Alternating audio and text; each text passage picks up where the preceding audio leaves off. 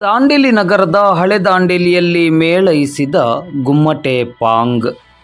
ಪಕ್ಕಾ local DJ ಎಂದೇ ಕರೆಯಲ್ಪಡುವ ಉತ್ತರ ಕನ್ನಡದ ಕರಾವಳಿ ಭಾಗದಲ್ಲಿ ಧಾರ್ಮಿಕ ಪೂಜಾ ಕಾರ್ಯಕ್ರಮಗಳಲ್ಲಿ, ಅದರಲ್ಲಿಯೂ ವಿಶೇಷವಾಗಿ ಚೌತಿ ಸಂದರ್ಭದಲ್ಲಿ ನುಡಿಸಲಾಗುವ ಅನಾದಿ ಕಾಲದಿಂದ ಬಂದ ಒಂದು ಸಂಸ್ಕಾರಯುತವಾದ ಕಲೆಗಳಲ್ಲಿ ಗುಮ್ಮಟೆ ಪಾಂಗ್ ತನ್ನದೇ ಆದ ವಿಶಿಷ್ಟತೆಯನ್ನು ಕಾಯ್ದುಕೊಂಡು ಬಂದಿದೆ. ವಿಶೇಷವಾಗಿ ಈ ಗುಮ್ಮಟೆ ಪಾಂಗ್ ಇದನ್ನು ಗಣೇಶ ಚತುರ್ಥಿಗೆ ನಾಮ ಸಂಕೀರ್ತನೆ, ಭಜನೆ, ಕೀರ್ತನೆ, ಪ್ರವಚನಗಳಲ್ಲಿ ನುಡಿಸಲಾಗುತ್ತದೆ. ಅಂಕೋಲಾ, ಕುಮಟ, ಕಾರವಾರದಲ್ಲಿ ಹೆಚ್ಚು ತನ್ನ ಪ್ರಭಾವವನ್ನು ಹೊಂದಿರುವ ಗುಮ್ಮಟೆ ಪಾಂಗ್ ದಾಂಡೇಲಿಯಲ್ಲಿಯೂ ಕೂಡ ಸದ್ದು ಮಾಡತೊಡಗಿದೆ. ನಗರದ ಕೋಮಾರ ಪಂಥ ಸಮಾಜ ಬಾಂಧವರ ಬಹುತೇಕ ಧಾರ್ಮಿಕ ಕಾರ್ಯಕ್ರಮಗಳಲ್ಲಿ ಗುಮ್ಮಟೆ ಪಾಂಗ್ ಸಹಜವಾಗಿ ಇರುತ್ತದೆ. ಅದು ಚೌತಿಯ ಸಂದರ್ಭದಲ್ಲಂತೂ ಕೋಮಾರ ಪಂಥ ಸಮಾಜ ಬಾಂಧವರ ಮನೆಗಳಲ್ಲಿ ಶ್ರೀ ಗಣಪನ ಮುಂದೆ ಸಮಾಜ ಬಾಂಧವರು ಸೇರಿ ಗಣೇಶನ ನಾಮ ಸಂಕೀರ್ತನೆ, ಭಜನೆಗೆ ನುಡಿಸುತ್ತಾರೆ. ಅಂದ ಹಾಗೆ ಹಳೆ ದಾಂಡೇಲಿಯ ಹಿರಿಯ ಜೀವ, ವೆಸ್ಟ್ ಕೋಸ್ಟ್ ಕಾಗದ ಕಾರ್ಖಾನೆಯ ನಿವೃತ್ತ ಕಾರ್ಮಿಕರಾದ ಸದಾನಂದ ನಾಯ್ಕ್ ಅವರ ಮನೆಯಲ್ಲಿ ಶ್ರೀ ಗಣೇಶನನ್ನು ಪ್ರತಿಷ್ಠಾಪಿಸಲಾಗಿ ಪೂಜೆ, ಭಜನೆಗಳನ್ನು ನೆರವೇರಿಸಲಾಯಿತು.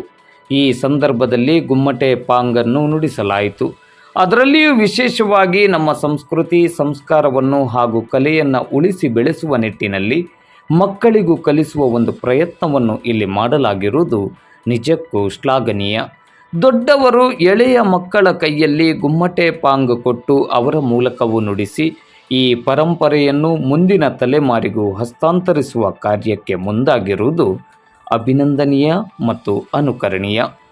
ಸದಾನಂದ ನಾಯ್ಕ್ ಅವರ ಮನೆಯಲ್ಲಿ ನಡೆದ ಗುಮ್ಮಟೆ ಭಜನೆಯಲ್ಲಿ ಸುಮತಿ ನಾಯ್ಕ್, MS ನಾಯ್ಕ್, ರಮಾ ನಾಯ್ಕ್, ಶಿವಾನಂದ್ ನಾಯ್ಕ್, ಮಾಯಾ ನಾಯ್ಕ್, ರಾಮದಾಸ್ ನಾಯ್ಕ್, ವಂದನಾ ನಾಯ್ಕ್, ಗಣಪತಿ ನಾಯ್ಕ್, ರಾಘವೇಂದ್ರ ನಾಯ್ಕ್, ಶಾಂತೇಶ್ ನಾಯ್ಕ್, ಪ್ರವೀಣ್ ನಾಯ್ಕ್, ವಿಶಾಲ್ ನಾಯ್ಕ್, ರೋಹನ್ ನಾಯ್ಕ್, ಸೂರಜ್ ನಾಯ್ಕ್, ಸಹನಾ ನಾಯ್ಕ್, ಶೀಲಾ ನಾಯ್ಕ್, ಶೀತಲ್ ನಾಯ್ಕ್ ಮೊದಲಾದವರು ಭಾಗವಹಿಸಿದ್ದರೆ, ಇತ್ತ ಮಕ್ಕಳಾದ ದರ್ಶನ್ ಗಣಪತಿ ನಾಯ್ಕ್, ಆದಿತ್ಯ ಪ್ರವೀಣ್ ನಾಯ್ಕ್, ನಿಖಿಲ್ ಶಾಂತೇಶ್ ನಾಯ್ಕ್, ಶಾನ್ವಿ ರಾಘವೇಂದ್ರ ನಾಯ್ಕ್, ಅಮಿತ್ ರಾಮದಾಸ್ ನಾಯ್ಕ್, ಓಂಕಾರ್ ರಾಮದಾಸ್ ನಾಯ್ಕ್, ಸ್ಮೃತಿ ಶಾಂತೇಶ್ ನಾಯ್ಕ್, ಸುಯೋಗ್ ಜೈನ್, ಮೌಲ್ಯ ಜೈನ್ ಸಹ ಉತ್ಸಾಹದಿಂದ ಭಾಗವಹಿಸಿ ಗುಮ್ಮಟೆ ಪಾಂಗ್ ಕಲೆಗೆ ನಿಜವಾದ ಗೌರವವನ್ನು ಸಲ್ಲಿಸಿದ್ದಾರೆ.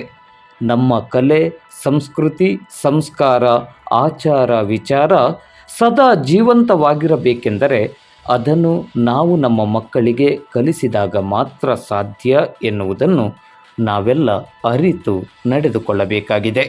ಏನಂತೀರಾ?